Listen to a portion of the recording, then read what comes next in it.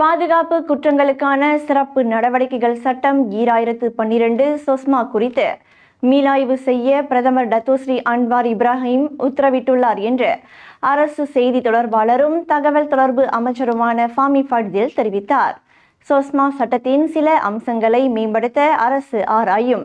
உள்துறை அமைச்சர் சைஃபுடின் நசுத்யோன் இஸ்மாயில் விரைவில் நாடாளுமன்றத்தில் இந்த மீளாய்வுக்கான கூடுதல் தகவல்களை வழங்குவார் என்பதையும் அவர் உறுதிப்படுத்தினார்.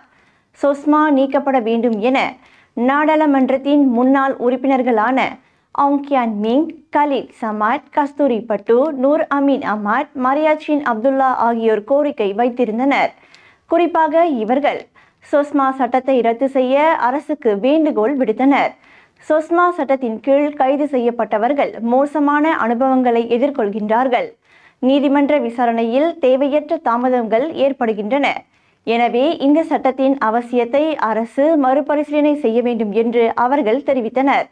கடந்த 2012ஆம் ஆண்டில் நஜீப் ரசாக் தலைமையிலான அரசு இன்டர்னல் செக்யூரிட்டி ஆக்ட் ISA நீக்கப்பட்டதற்கு பிறகு அதற்கு மாற்றாக சொஸ்மா சட்டத்தை அமல்படுத்தியது குறிப்பிடத்தக்கது.